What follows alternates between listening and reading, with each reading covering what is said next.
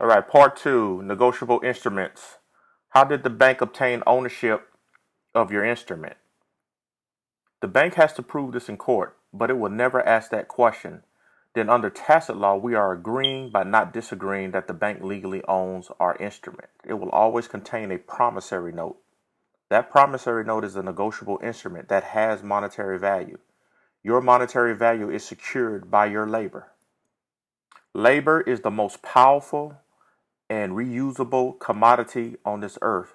Now, when you deliver this promissory note to the bank, what do you think the bank is going to do with it? The banks are licensed and federally regulated, and their policy is to deposit your instrument into a demand deposit account. What is a demand deposit account? A checking account. It operates no different from the one we use every day to make deposits or write checks. The only difference is that the bank does not disclose that they are depositing your loan instrument. Why? They do not want you to know that it is money equivalent, just like Federal Reserve notes, which is what you think cash is that we pay for stuff every day with, and checks.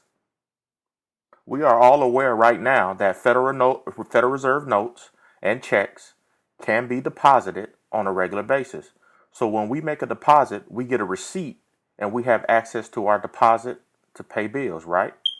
With that, the bank cannot steal or claim ownership to your funds in that account. That is why the bank conceals the fact that they will deposit the promissory note. The promissory note is a bankable instrument and is deposited into a checking account under your name.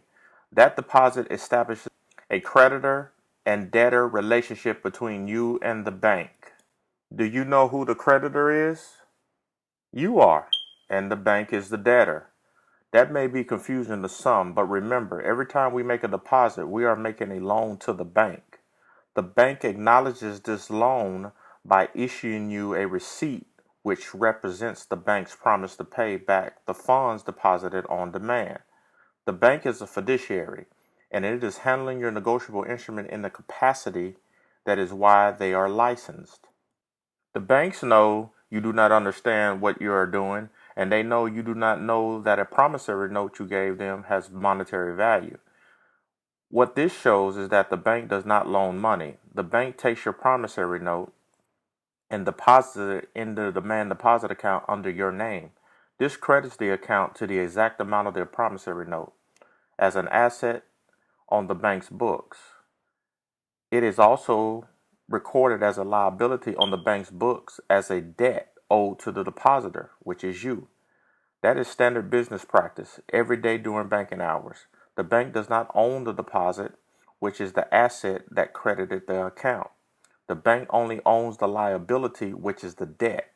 The bank loans illegal consideration in the form of its own liability. The bank just gave you back your value from the deposited promissory note and called it a loan. This process is called loans by bookkeeping entries. So each time you are making a loan payment, you are making a payment to yourself, to an account that you believe is the bank's. In the next part, we will go into why you are making payments to the bank and show that you are actually paying their debt under their contract.